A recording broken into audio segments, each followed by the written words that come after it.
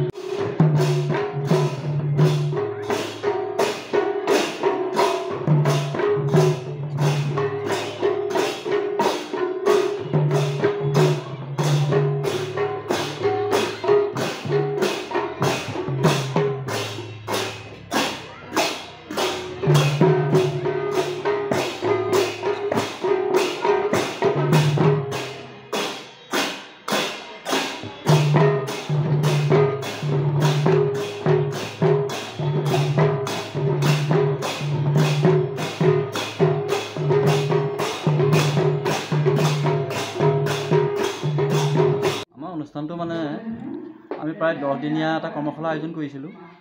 10 দিনীয়া কৰ্মশালাৰ অন্তত আৰু আজি এতিয়া তেওঁলোকে যিখিনি শিকিলে শিকাখিনিকে আজি পৰিৱেশন কৰাৰ মূল উদ্দেশ্যটো আমাৰ আজি সেইটোৱেই।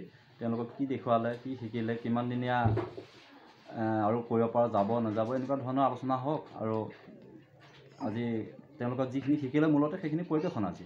পৰৱৰ্তী সময়ত কেনেকুৱা ধৰণৰ লক্ষ্য উদ্দেশ্য আছে আপোনালোকৰ?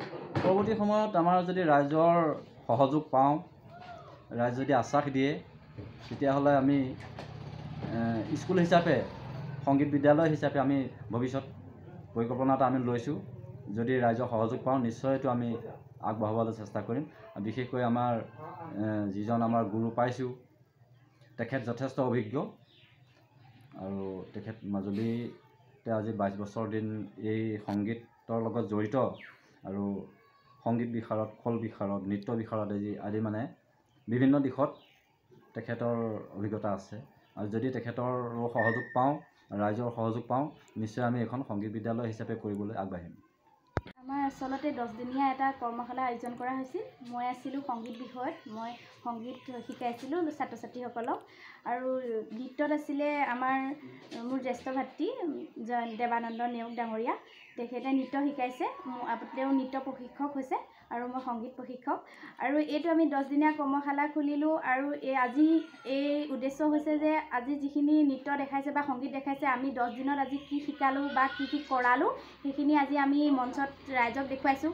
তাৰ পৰা ৰাইজে আমাক কি পৰামৰ্শ দিয়ে বা কি দিহা দিয়ে সেইখিনি আমি সকলো আয়ত্ত কৰি আকৌ আমি জুলাই মাহৰ পৰা মাহেকীয়াভাৱে মানে সাপ্তাহিকভাৱে আমি আকৌ খোলাৰ চেষ্টা কৰিম বুলি মনস্থ কৰিছোঁ।